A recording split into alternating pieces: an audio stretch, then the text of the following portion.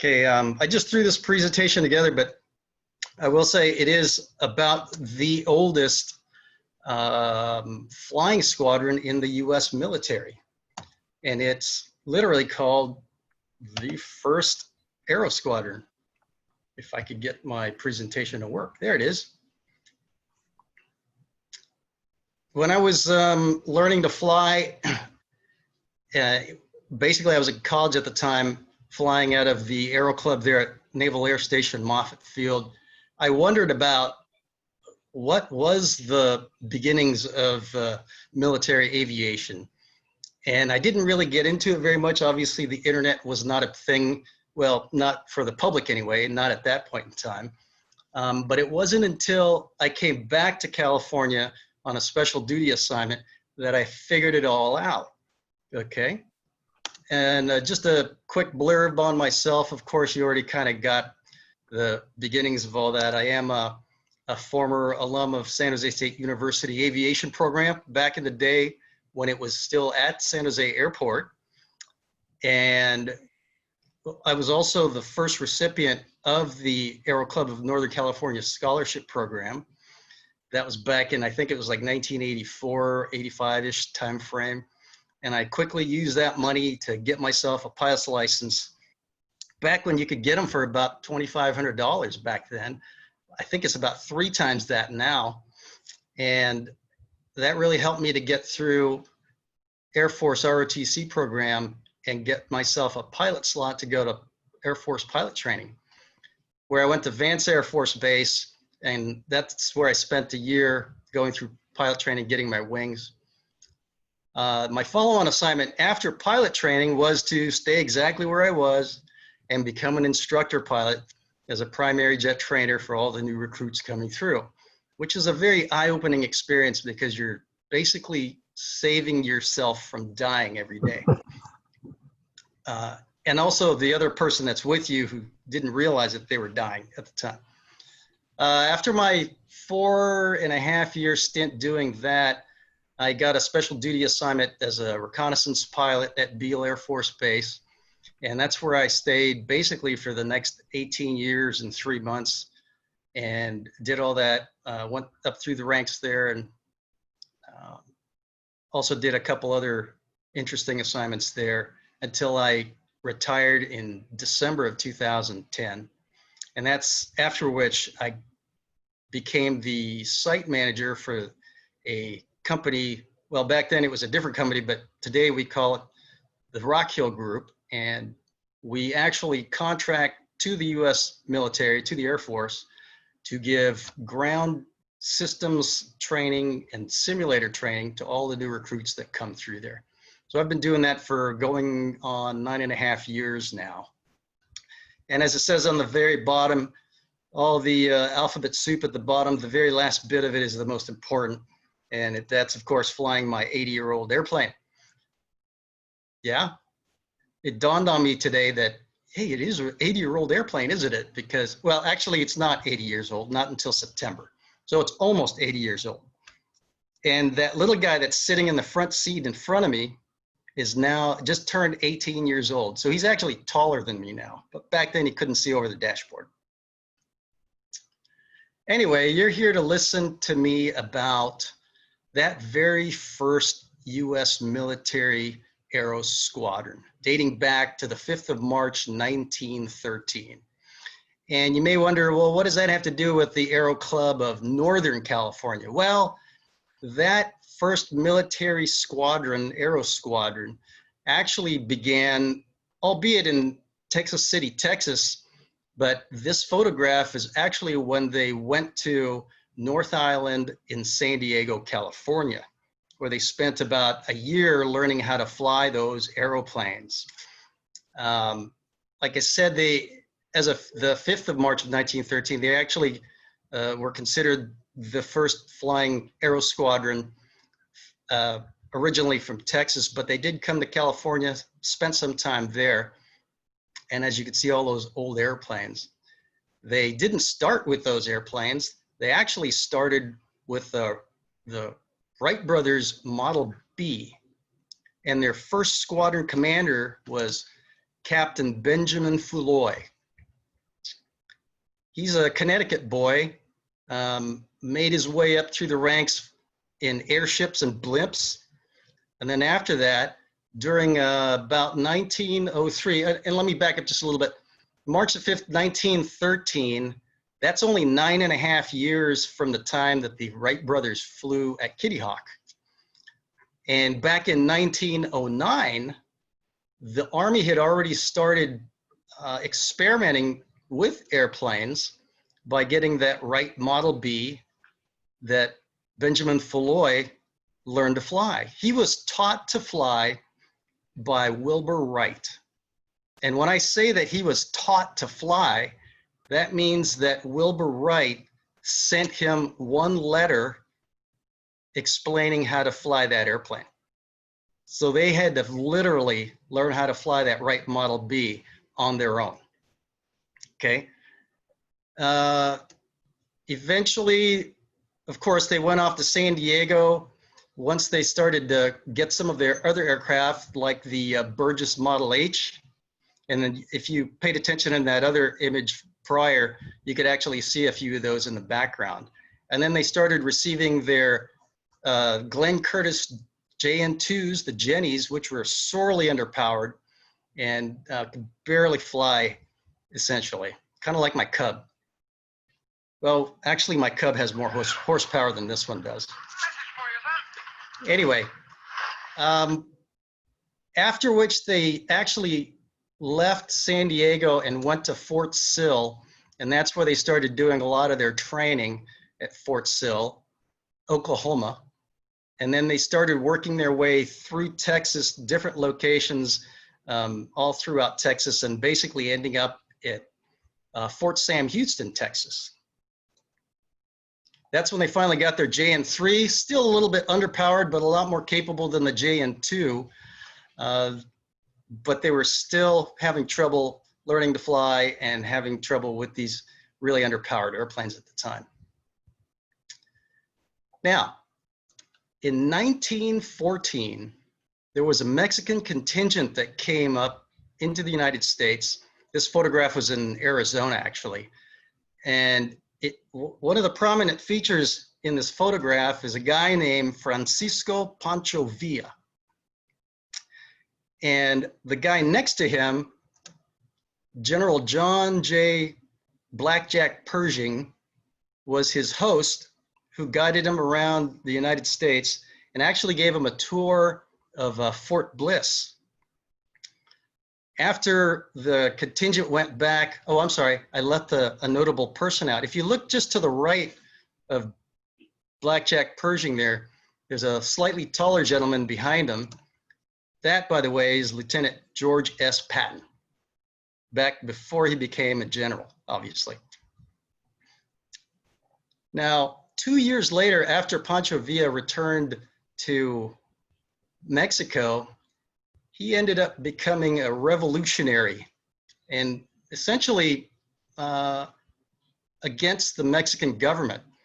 But the problem was he would ransack and pillage the villages around there, but he would also come into the United States and start wrecking a lot of the places out there as well, near the Mexican border. One notable spot is Columbus, New Mexico. After one of his raids, he destroyed the town, and that started the entire U.S., I guess it's basically the first U.S. expedition into Mexico as a punitive measure. So this is a U.S. punitive expeditionary force going into Mexico. And they gave that job to find Pancho Villa to none other than Blackjack Pershing, to go find Pancho Villa and run him down and take him out, basically.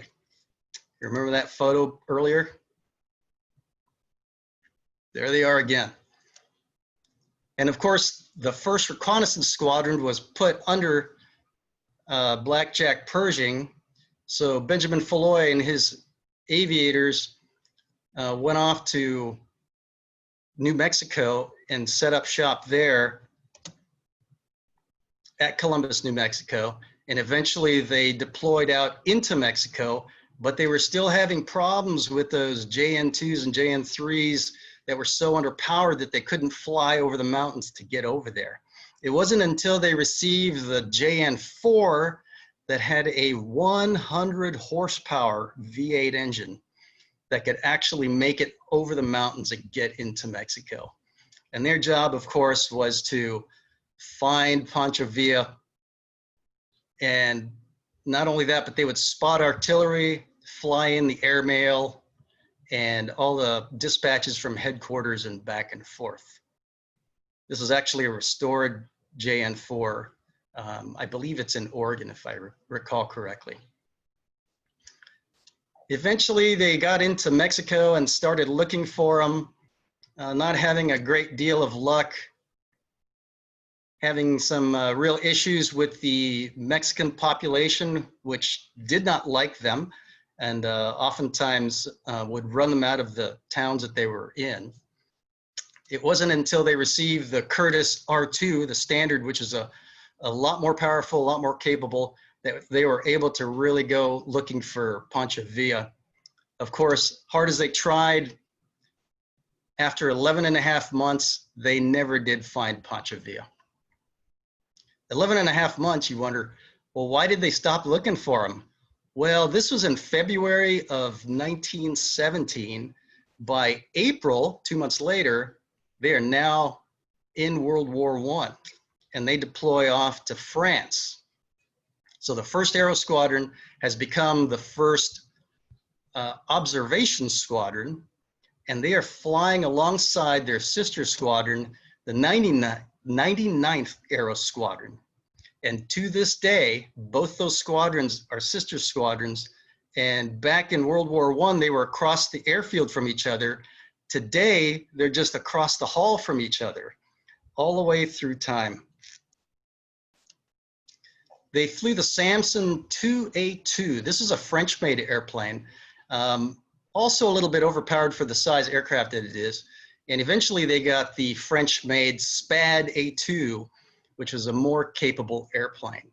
And you may be wondering, why are they flying French airplanes when the Wright brothers basically started the powered aviation, aerial or manned aviation, I should say? Well, some of you may not realize, but the reason why, and by the way, when I ask people this, oftentimes they said, well, they couldn't get the airplanes to France from America. Well, they had ships back then. They could get airplanes to France, but we didn't have any American airplanes because the Wright brothers and Glenn Curtiss had a patent war.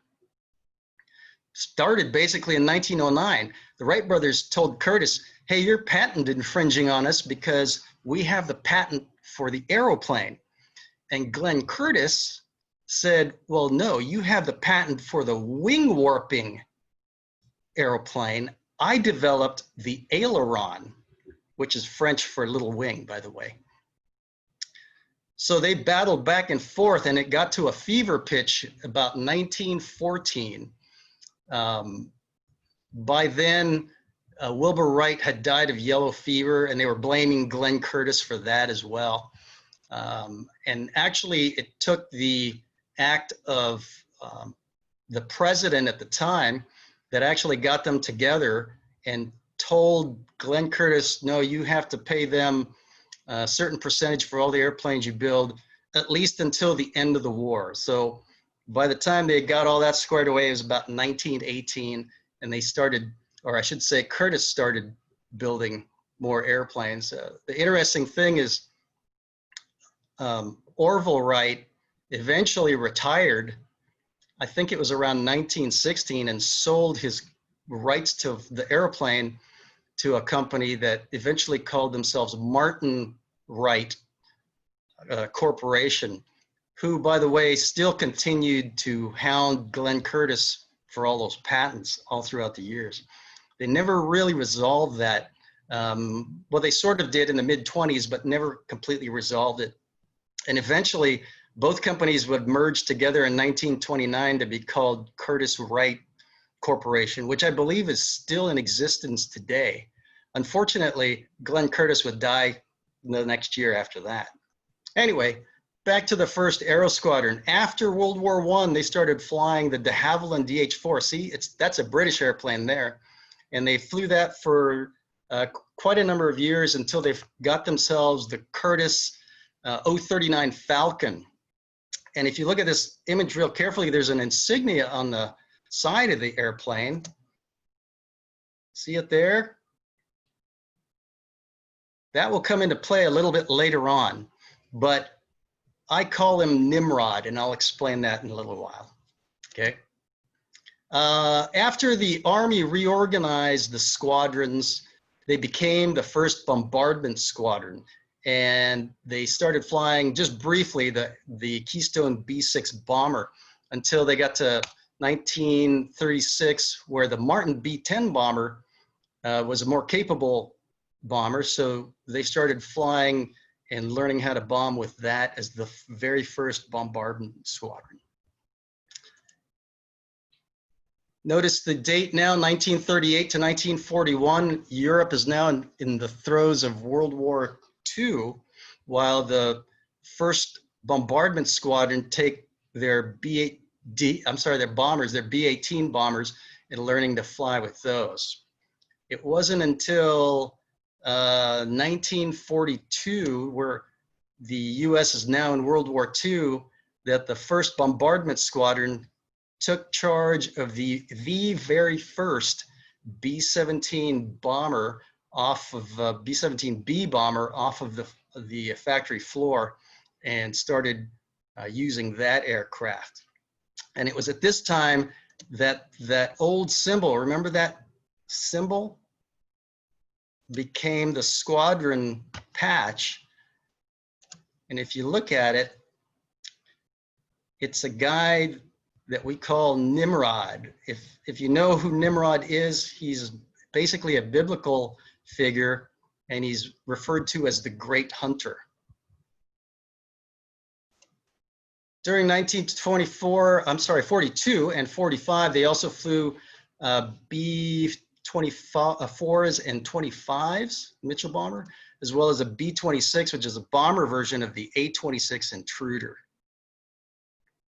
Most of their assignments were up and down the East Coast, doing submarine and anti-ship watches, all the way up to New York and all the way down as far as Florida, to include the Trinidad. They were actually flying out there as well. And it wasn't until 1944, towards the end of the war, that they became a very heavy bomber squadron and took possession of the B-29 Superfortress, moving to Nebraska and then Topeka, Kansas. And after that, they would deploy out to Tinian in the Pacific, as well as the Philippines and Guam during the rest of the war, flying those B-29s. Eventually, those B-29s became our B-29s, and they would start doing reconnaissance work again. And in 1948, when the Air Force became its own service from the Army, they were officially the first strategic reconnaissance squadron. And they also took possession of the B-36 and also an RB-36, but because of the rising tensions of the now Soviet Union at the time and the Cold War starting out, they were made back into the first bombardment squadron again, and very heavy as well. So they flew the B-36 until 1950s, and in 1954, they took possession of the B-47, which also became the RB-47. We're now in the jet age. During the Cold War, this could carry nuclear bombs. It is the granddaddy to the B-52 that Boeing manufactured later on. And they also moved to Mountain Home, Idaho. And they flew this mission as the first strategic reconnaissance squadron through 1966, when in 1966, they finally took possession of their newest reconnaissance bird called the Sled.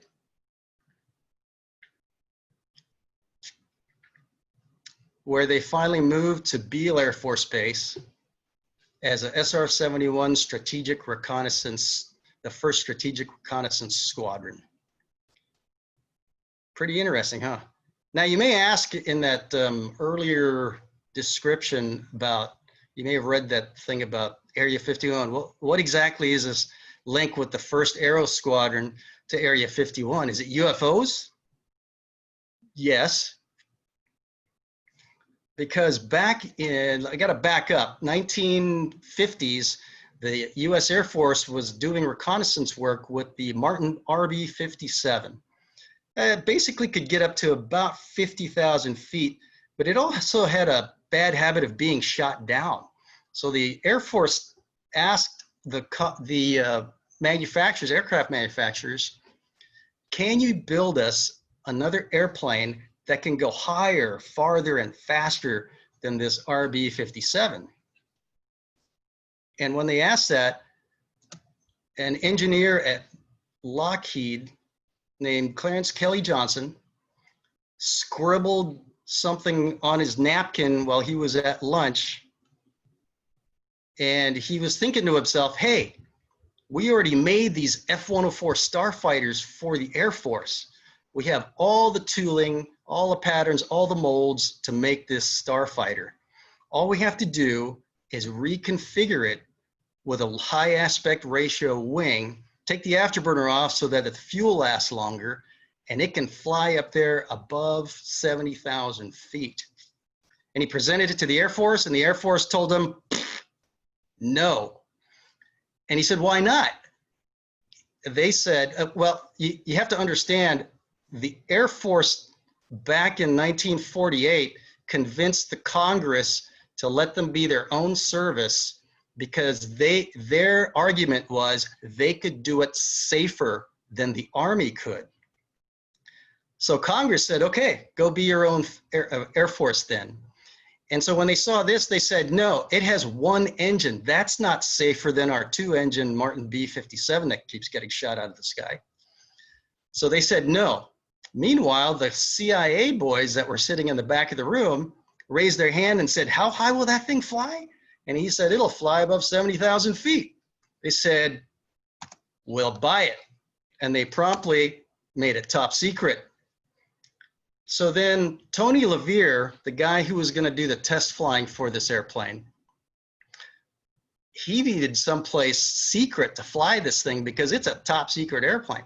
So what he did was he went in a small light civilian airplane out of Edwards Air Force Base, which is in the lower left-hand corner there with the little "You are here" tag. And he flew northeast, actually north, more north than east, to an area just about where that arrow points that was owned by the Energy Commission, Nuclear Energy Commission. This is the area, if you look really closely, it's hard to see it, I didn't zoom in enough, but there are a lot of craters there. This is where they tested all those nuclear bombs underground. So most people didn't like being around this general vicinity. And he kept on flying just past that ridge line, and he discovered this neat little flat lake bed out there called Groom Lake. So he said, aha, we can fly our top secret airplane out of there. We'll just land and take off out of the lake bed into the wind. There's going to be nobody out there because they're not going to want to be anywhere near all these nuclear bomb sites. And it's out in the middle of nowhere in Nevada. So it should be safe to go. Okay, keep in mind, this is in the mid-50s now. And this is after the Roswell affair in the late 40s. So everybody, if you remember Roswell, some people found these silver things and they said that they were just weather balloons. Well, eventually, oh, and they, by the way, because it's the CIA, they codename everything. So the aircraft is codenamed the Article, and the test facility is codenamed the Ranch, and the pilot is codenamed the Driver, and it carries the package, and on and on and on. So the Ranch is now where they're going to do their test flying. And after 18 months, that's just a year and a half, and at a cost of only $1 million, they deliver the first article. And it is a UFO. It's the first official Air Force UFO, and it's called a U-2. And some people start sighting this thing just above the mountain line, and it's going practically straight up and disappearing. And it's a silver glinty thing. So they figure it must be UFOs out there. And sure enough, they set up shop out there. And that's where they test flew and trained the first CIA pilots how to fly the U-2. And if it was not for this UFO, there would be no Groom Lake Test Facility, which everybody calls Area 51. And of course, the SR-71 was also tested out there as well. So there you have it. At that point in 1990, the Berlin Wall came down. The Soviet Union was starting to come apart. The nuclear threat was dying down. And oh, by the way, that SR-71 cost $250,000 an hour to operate. And it would fly for only about roughly 4 hours and had to be refueled about 5 times, I believe, to do its missions. And it was specifically designed to outrun surface-to-air missiles over Russia. So after its final flight from Beale Air Force Base, California, to Robbins Air Force Base in Georgia, the 1st Strategic Reconnaissance Squadron passed the baton, and this is the original, it's called a standard, which is what we call a guidon today. That's the original flag. That's a 107-year-old flag that's sitting in the squadron commander's office, dating back to March the 5th of 1913. They pass that baton to the U-2 squadron, and that's the connection with Area 51. Yeah, so what's interesting now is, like I said earlier, the 99th Aero Squadron also became a 99th Bomb Squadron, and they became a Strategic Reconnaissance Squadron, and they are now the 99th Reconnaissance Squadron, and they are literally across the hall from each other. They paralleled almost exactly, not quite exactly, but they paralleled almost exactly throughout the years in history.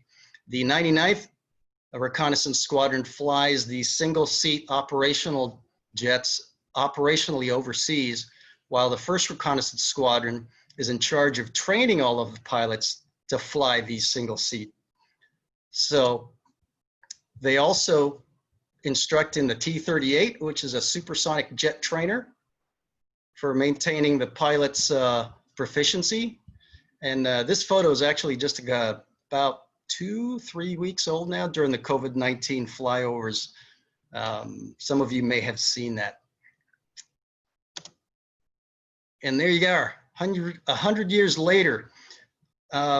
This was a mission on the 5th of March of 2013, 100 years later, that was going to Afghanistan.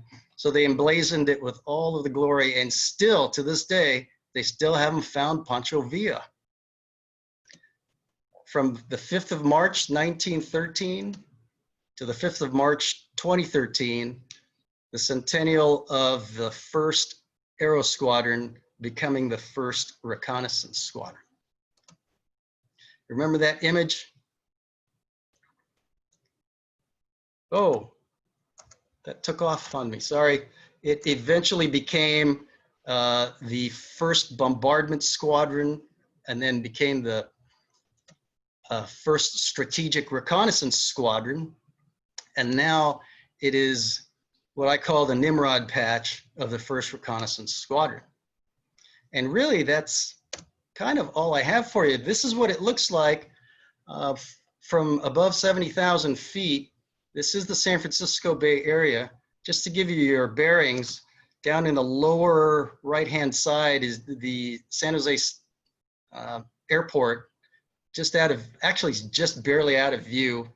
And there's Moffett Field as well as Palo Alto. I think I missed one along the way, San Francisco up there. And if you look to the upper right, you will see where the 1st Aero Squadron still exists today, which is only about a 2-hour drive from the San Francisco Bay Area. So there you have it. First Aero Squadron, oldest Aero Squadron in the US military, still in existence today, 107 years, and it's in Northern California. Do you have any questions? Thank you very much, John. That was very interesting. You're welcome. So are there any questions out there, folks?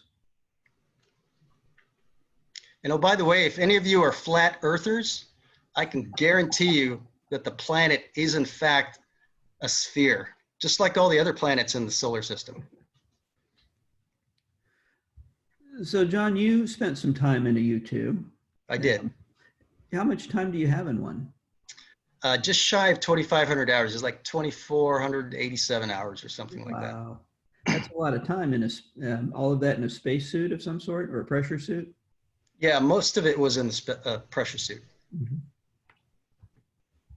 What got you interested in doing this research on the first Aero Squadron?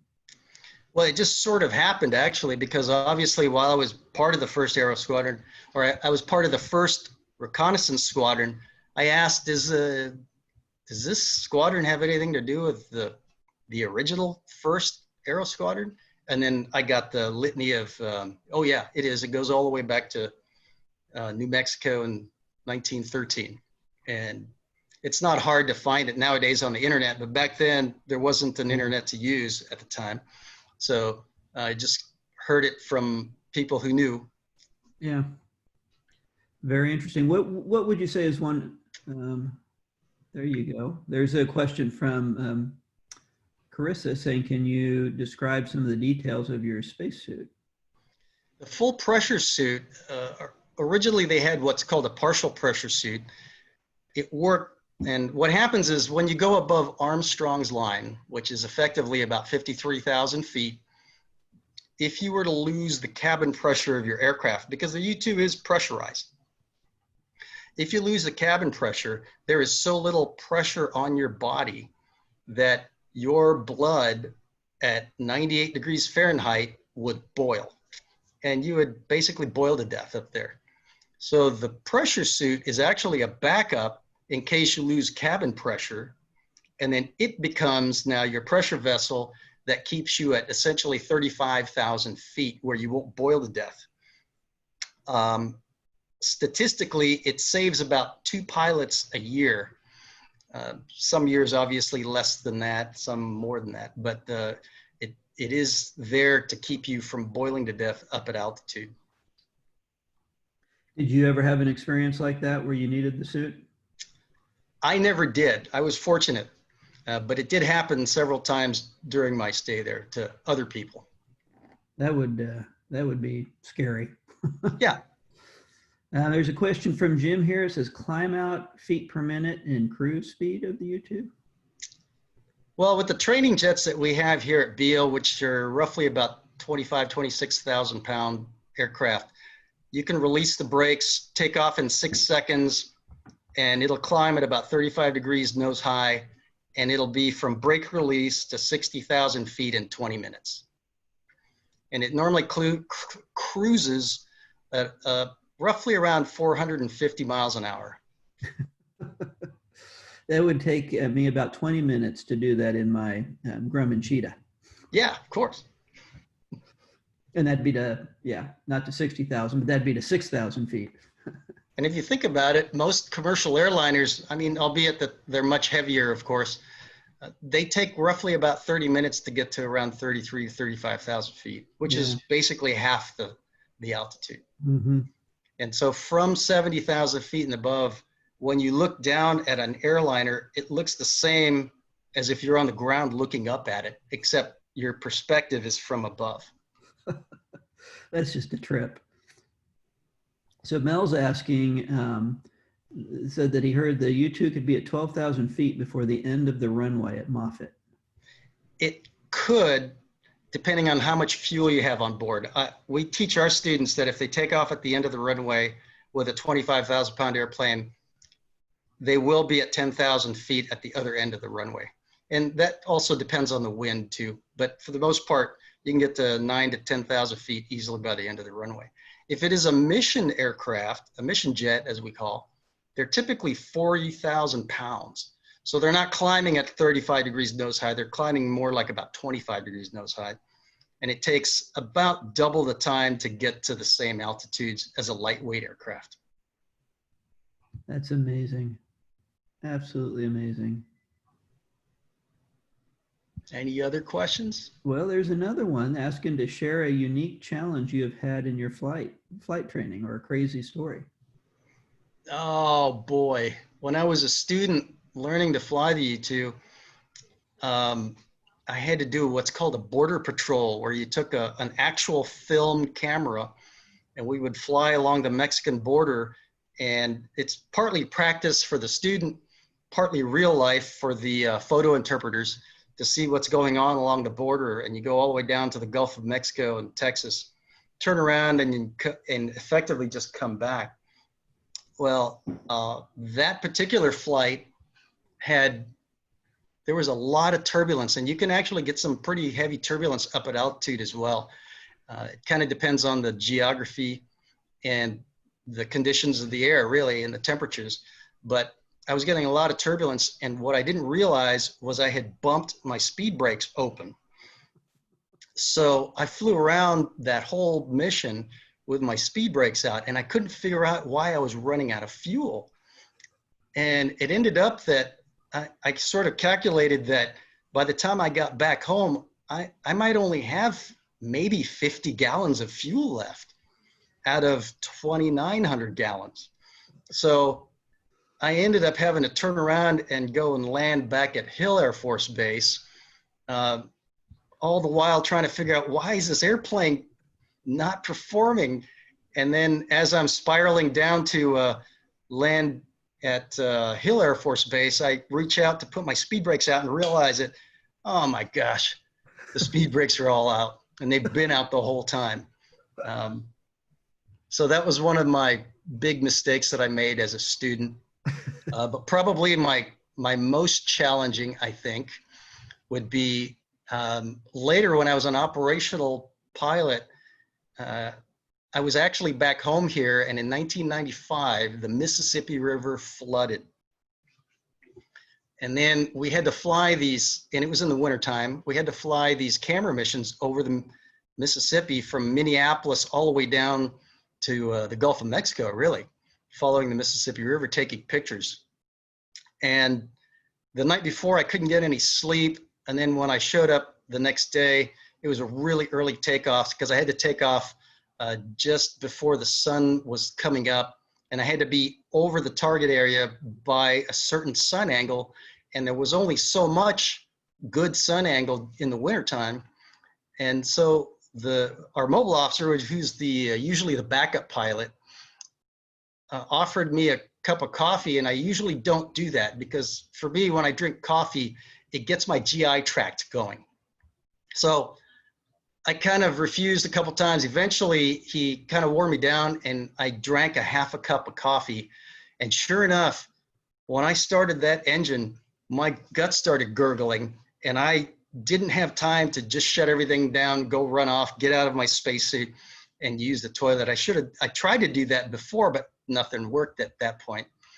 So I got out on the runway in a cold sweat, and sure enough, I released brakes and took off, started heading east. And it was really difficult trying to, because you can urinate in that spacesuit. There's a way to urinate, and it comes out of the spacesuit into a can that's underneath the seat. And it's very difficult to do that when you have to poo at the same time. So I had to fly this 4-hour mission to get to Minneapolis, and then fly down the Mississippi, and then turn around and come back. It was going to be a 10-hour mission. And boy, I just could not hold it. But I had to hold it because that spacesuit, the liner inside of that spacesuit, is a $10,000 liner. If you poo in that suit, they throw it away. And then they have to disinfect the suit and all that stuff. That's a $250,000 suit. And then there's another $50,000 helmet goes on top of that. So sure enough, I took off in a cold sweat, and I managed to make it all the way out to Denver, where my brother-in-law, who was also a private pilot, called me up on the VHF radio and kind of got my mind off of it. So I wasn't really thinking about it. And then I had to dodge some huge thunderstorms that went up to about 85,000 feet. And I finally started doing my run, and I figured out that, man, the rest of this run's gonna be all covered by clouds. So I just made a beeline back home, and I barely made it back and got out of that cockpit in a full sprint to get to the nearest porta potty out there. And I tell you what, if you ever have to do something like that, leaving all that poo in your colon sucks all the moisture out of it, because that's what it's supposed to do. And then you end up just defecating charcoal briquettes, really. And so that was probably my most challenging missions. There have been other missions, maybe not, in my opinion, as challenging. I did get shot at several times, but that's about all I can tell you about that. Not much more. Well, when that's your most challenging, or one of your most challenging missions, that's not a bad run. Well, I say that because you asked me what one of my challenging missions were. But I will tell you that the U-2 is the hardest airplane I've ever had to land. Flying it isn't so bad. Landing it is like landing a delivery truck with no power steering onto a tightrope. It is very, very challenging. Every landing is that challenging. Trying to keep a guy from killing you and himself in one of those is also very challenging. So there's a question here from Ron about any exciting landings you might have had in your 140. In my J3. Yeah. Yeah, I did manage to ground loop at one time because I was showing off to a girl that was in the front seat, landing on one wheel, then the other, and then I put the tail wheel down and it just did this huge ground loop. And I ended up right in the middle of the runway, heading down the right way on the runway. And she kind of turned around and said, "Did you mean to do that?" And I said, "Yeah, of course." And I had no idea that was going to happen. I just lucked out, really, that I didn't bang up the wingtip or anything like that. Oh, that's great. There's another question asking if there was a time you weren't sure that you were going to make it back from a mission. Yes. Unfortunately, I really can't talk about that. Yeah. Based on where I was at the time and what we were doing. But yeah, there was one occasion, and also when I was that student, I was running out of fuel. Man, I thought I was done for. So there was that one too. Oh, the lessons that we learned from. Yep, pretty much. So Mel wants to know if you have to hand prop your J3. And yes, I do. It is, it's basically an original J3. No electrical system. I do have believe it or not, I have an ADS-B transponder in there. I run off of a little battery, a little 12-volt motorcycle battery, and my handheld radio is the same way. So that's the only electrical system I have, not regenerating in any way. Wow. That's really something. That's wonderful that you're able to do that. Any other questions out there? I don't see anything. So I think, and we're at 8:30, which was our time. Been there and yeah.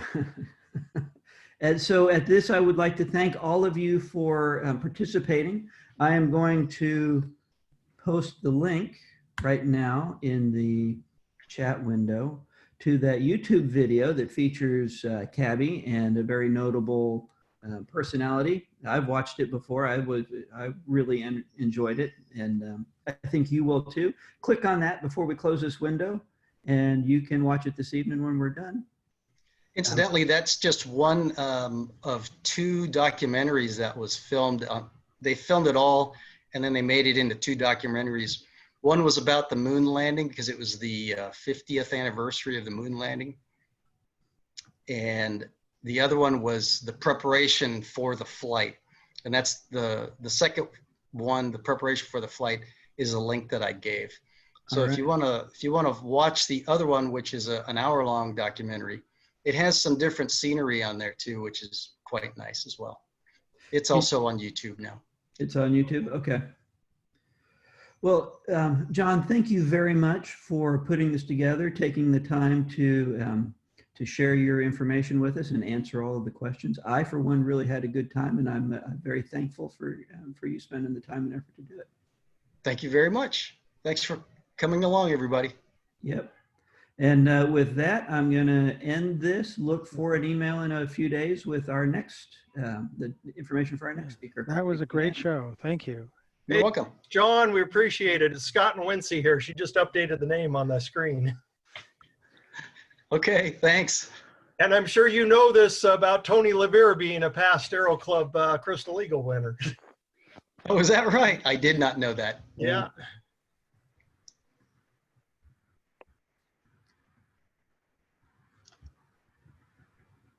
All right, guys. Thanks very much. See Thanks you again, next John. time. Thank you.